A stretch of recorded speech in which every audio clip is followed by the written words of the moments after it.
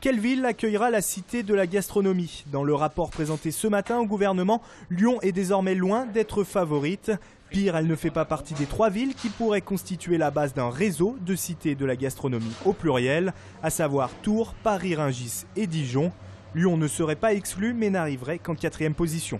Peut-être que le gouvernement a vu que la gastronomie française était riche. Et donc personne ne pouvait l'incarner personnellement, mais Lyon a quand même quelques capacités à porter haut et fort cette réputation de gastronomie en France. Si Gérard Collomb voit dans le communiqué interministériel des raisons d'espérer, l'opposition, elle, a bien du mal à comprendre cette idée de multi-cité. Elle fustige aussi l'attitude du maire de Lyon. Je crois que le maire ne s'est mobilisé que sous la pression des acteurs de la ville et de l'opposition, et que malheureusement cette mobilisation était trop tardive et que le contenu du dossier du coup était sans doute un peu faible. Un dossier évalué à 18 millions d'euros, dont 15 millions de fonds privés. La cité devrait voir le jour sur le site de l'Hôtel Dieu, car Gérard Collomb l'affirme, avec ou sans label, il souhaite aller au bout du projet. Et de toute façon, pour les spécialistes, quoi qu'il arrive, l'image de la ville ne devrait pas en souffrir. Je pense que Lyon restera la capitale de la gastronomie. Ça dure depuis les Romains, donc ce n'est pas une décision de 2 ou 3 ministres qui pourra changer ça. La capitale de la gastronomie, c'est dans le cœur des gens qui viennent à Lyon. Une décision définitive devrait être prise d'ici fin avril. Elle s'appelle Ephésial, Désobel ou encore Edenel. Toutes sont des pilules dites de 3e génération. La ministre de la Santé Marisol Touraine vient d'annoncer que ces contraceptifs oraux ne seront plus remboursés par la Sécurité sociale à compter du 31 mars. Le gouvernement veut inciter la prescription de pilules de 2e génération dont le risque de complications est 2 fois moins élevé. Une solution démagogique selon certains professionnels. S'il y a un risque, il faut supprimer ces pilules de la commercialisation.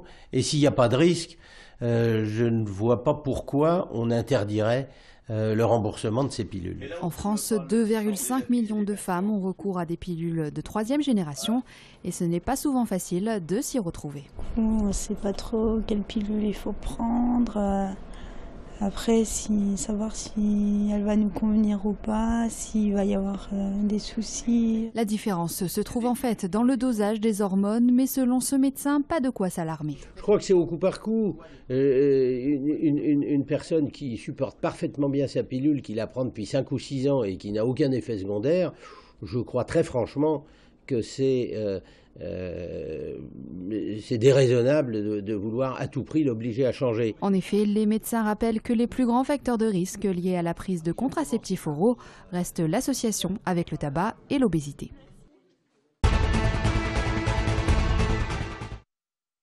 Le Jabi, 1 an après. Rebaptisée Maison Le Jabi, l'entreprise de fabrication de lingerie tire un bilan positif. Ouverture d'un magasin d'usine, multiplication des points de vente à travers le monde, création d'une ligne couture.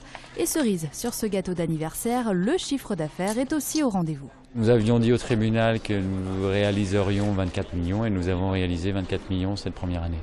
Et nous sommes dans le timing en termes de savoir-faire, création de collections. Du côté des 213 employés, on ne cache pas sa fierté.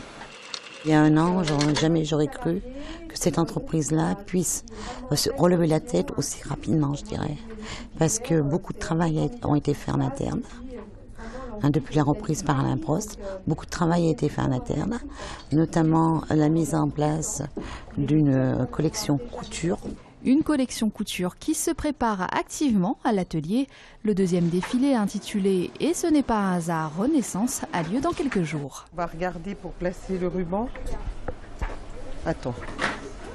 Vous faites quoi là, Colette? Donc là, on est en train de finaliser un jupon qui va être présenté pour la collection numéro 2 de Maison Le Jabi Couture à Paris, rue Royale, la semaine prochaine. Du luxe et du savoir-faire made in France. Après 130 ans d'existence, les sous-vêtements Le Jabi ont encore de beaux jours devant eux. La marque compte 3500 points de vente à travers le monde. Objectif, en ouvrir 1500 de plus d'ici quelques années. Jetez-vous à l'eau à Eurexpo, le salon des loisirs nautiques s'y déroule tout ce week-end, l'occasion de faire le point sur les nouvelles tendances en matière de piscine, de thermalisme ou de croisière. Le nautisme a sérieusement grandi sur notre salon avec des unités comme l'une qui est derrière moi, 14,50 m de long, 9 tonnes, donc transportées par convoi exceptionnel. C'était inespéré pour nous d'avoir un tel bateau. La famille des spas s'est agrandie. Des nouveautés avec les mini-piscines, les piscines miroirs, enfin plein de nouveautés sur ce salon, 22 exposants en plus que l'an dernier. Deux stars internationales du football féminin ont signé à l'OL. Elles étaient présentées à la presse aujourd'hui. L'américaine Megan Rapinoe, milieu offensif de 27 ans, s'engage pour 6 mois, ainsi que la japonaise Shinobu Ono, 28 ans, avec un contrat d'1 an et demi. Grâce à ces recrues, l'OL veut développer sa notoriété internationale.